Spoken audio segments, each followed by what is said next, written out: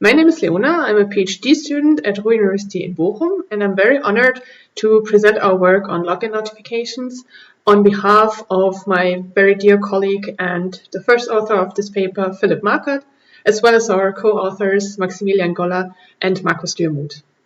Login notifications are what you receive, usually via email, after you or someone else has signed in to one of your accounts. They come in a variety of different shapes and sizes. Some, for example, ask you to input an additional one-time password. Others inform you that a login attempt has been entirely blocked. And the third version just provides some information about the login that has happened, such as the device, the browser, and the location where the login was performed from, and also inform you about how to behave in case it wasn't you that has tried to log into the account. Those notifications, first and foremost, intend to inform users about recent sign-ins and also, in turn, help them to protect their accounts. We were interested to learn whether they actually live up to this intended purpose and if they really help users identify malicious logins, as well as whether users correctly understand what these login notifications are trying to tell them. Prior to this research, we presumed that login notification, instead of helping, might actually be confusing due to technical jargon that is used, or they might be annoying because they are sent way too often. If services send them on every login, you constantly receive them and you might end up ignoring them. We also hypothesized that logins from friends and family members that users share accounts with might be confused to be malicious if they have logged in unknowingly, causing unnecessary fear and maybe even password changes. So in summary, we had two main research interests.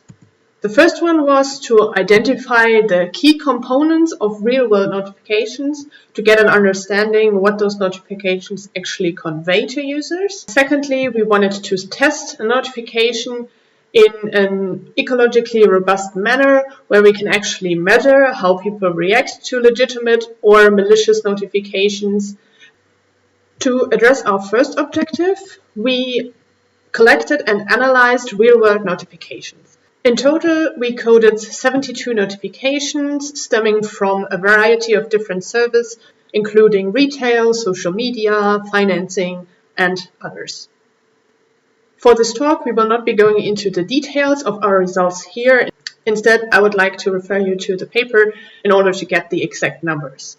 Just to give a high-level overview, we coded first of all the content, so mostly what information is provided about the sign-in.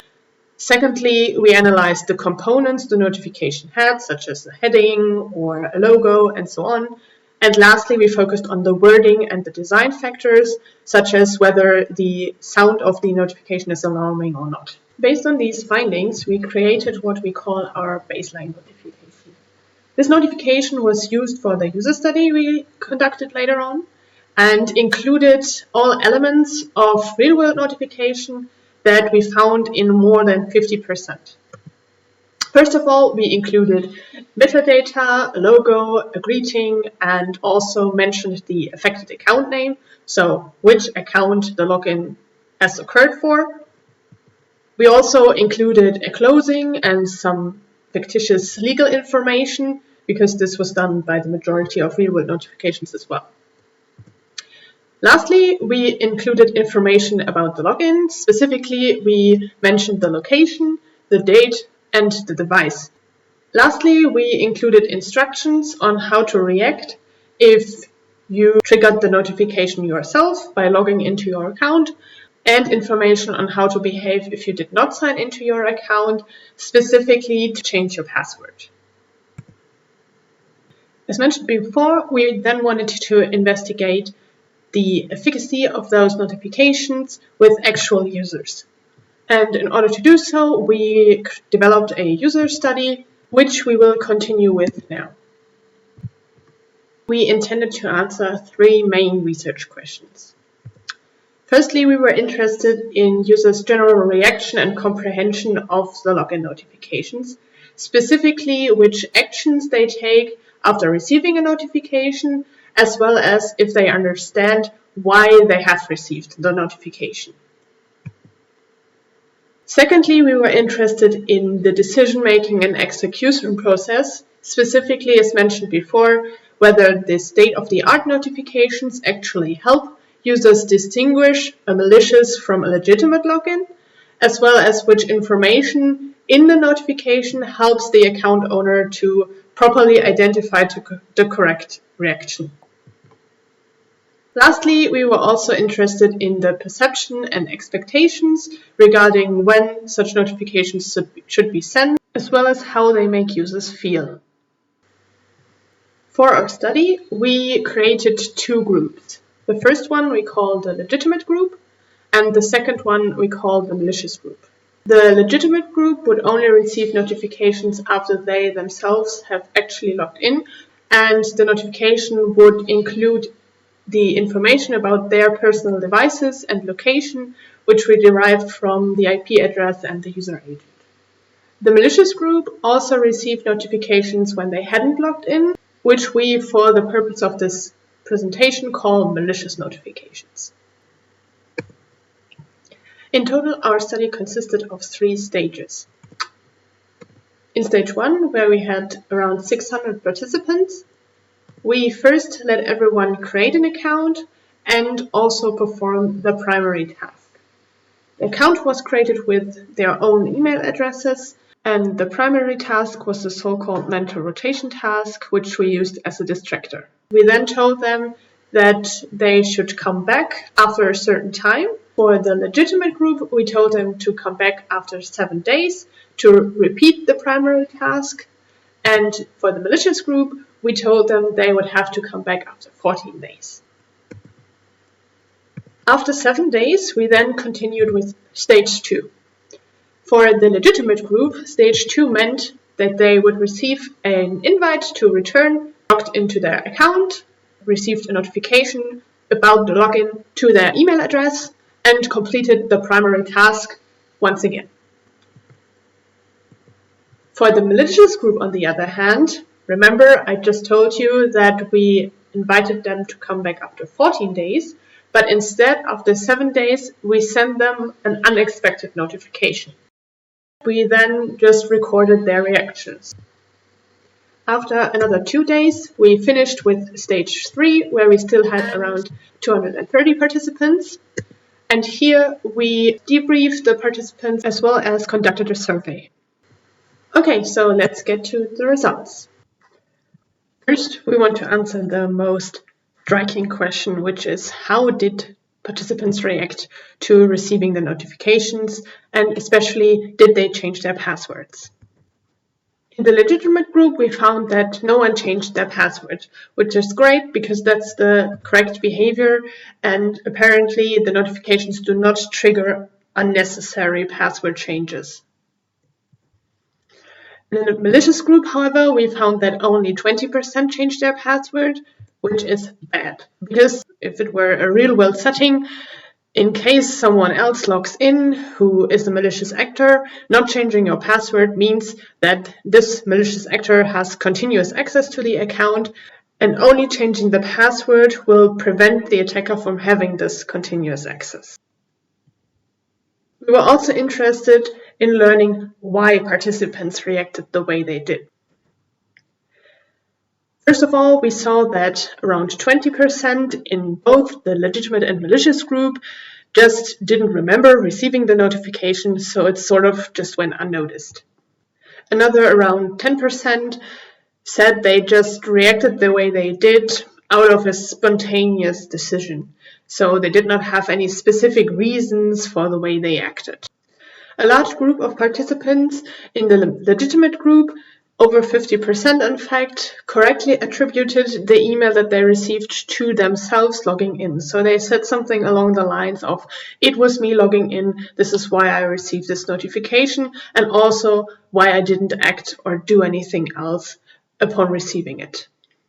On the other hand, we also had around 10% who falsely interpreted the malicious email to have been triggered by them, which does not make sense because they didn't interact with the accounts prior to receiving this email, but it shows that there is some misunderstanding among those who receive the notification unexpectedly.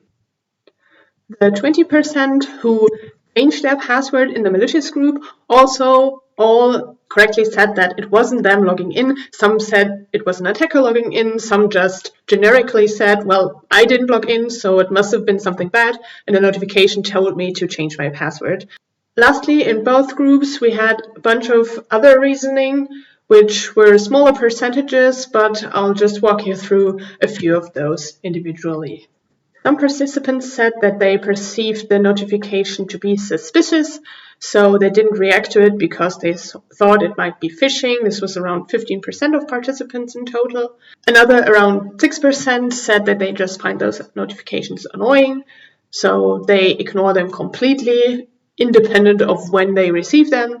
And another percentage, which is kind of the opposite of this spectrum, said that they actually feel protected by the notifications because it makes it seem as if the service that they are having the account at is taking care of their security and making sure that no one malicious can access the account.